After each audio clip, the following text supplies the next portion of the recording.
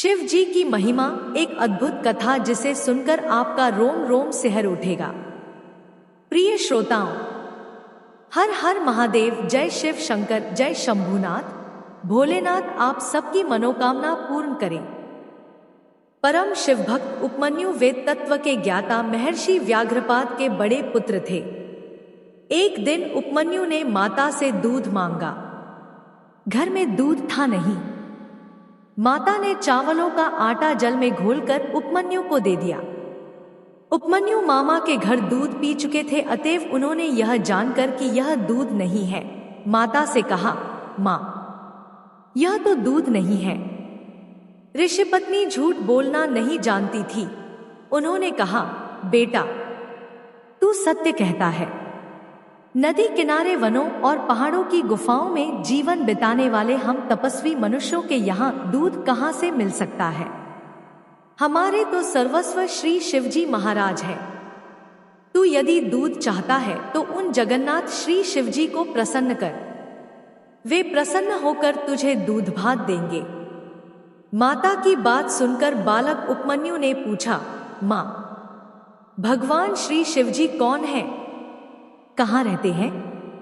उनका कैसा रूप है?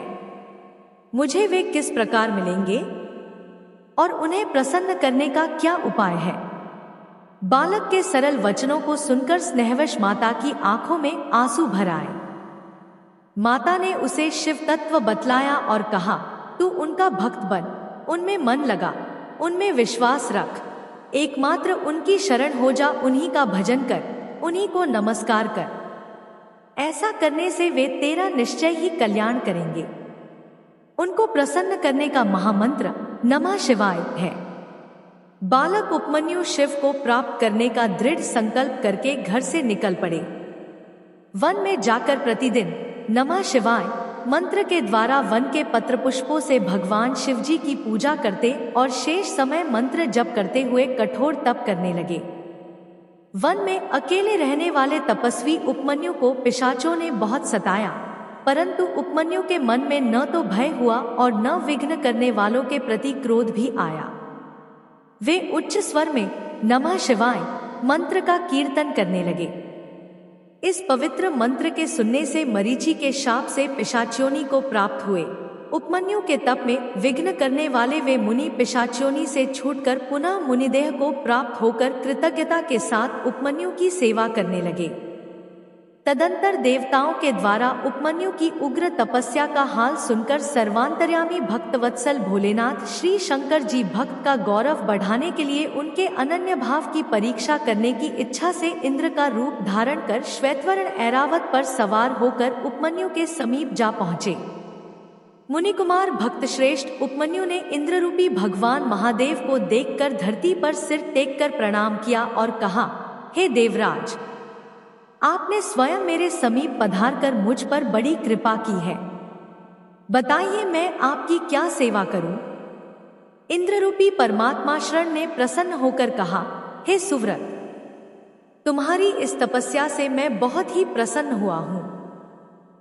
तुम मुझसे मनचाहा वर मांगो, तुम जो मांगोगे वह मैं तुम्हें दूंगा। इंद्र की बात सुनकर उपमन्यु ने कहा, देवराज, आपकी बड़ी कृपा है, परंतु मैं आपसे कुछ भी नहीं चाहता। मुझे न तो स्वर्ग चाहिए न स्वर्ग का ऐश्वर्य ही। मैं तो भगवान शंकर का दासानुदास बनना चाहता हूं। जब तक वे प्रसन्न होकर मुझे दर्शन नहीं देंगे तब तक मैं तप को नहीं छोड़ूंगा।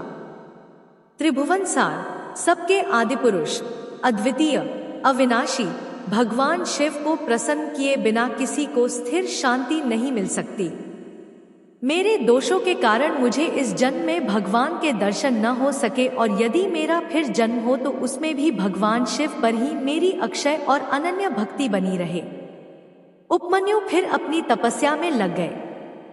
तब इंद्र रूपधारी शंकर ने उपमन्यु के सामने अपनी ही निंदा करना आरंभ किया। मुनि को शिव निंदा सुनकर बड़ा ही दुहक हुआ। कभी क्रोध न करने वाले मुनि के मन में भी इष्ट की निंदा सुनकर क्रोध का संचार हो आया और उन्होंने इंद्र को वध करने की इच्छा से अघोरास्त्र से अभिमंत्रित भस्म लेकर इंद्र पर फेंकी। और शिवनिंदा सुनने के प्रायश्चित स्वरूप अपने शरीर को भस्म करने के लिए आग्नेय धारणा करने लगे। उनकी यह स्थिति देखकर भगवान शंकर परम प्रसन्न हो गए। भगवान के आदेश से आग्नेय धारणा का निवारण हो गया और नंदी के अघोरास्त्र का निवारण कर दिया।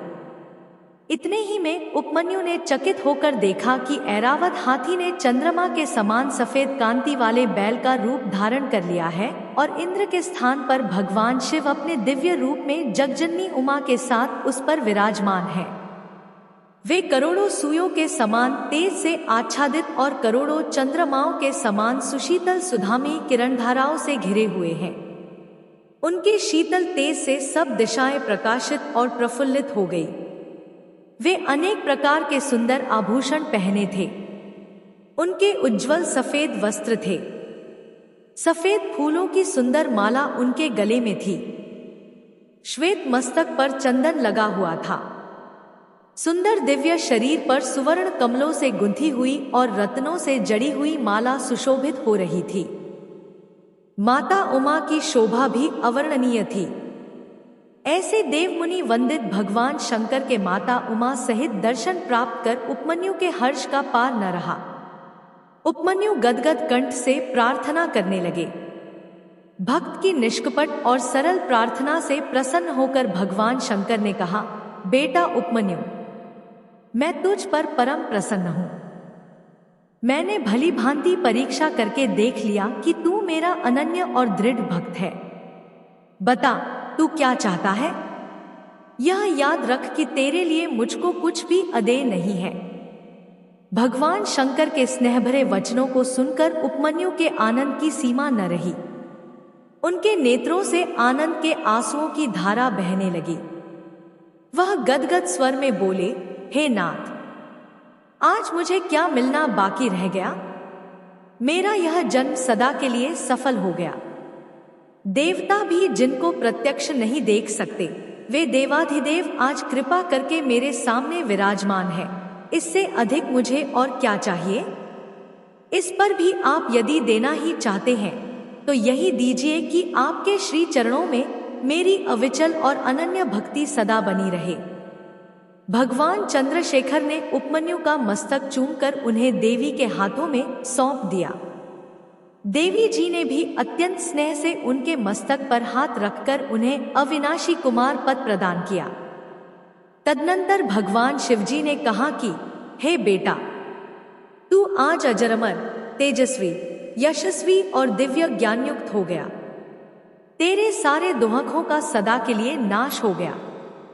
तू मेरा अनन्य भक्त है। यह दूध माता की खीर ले।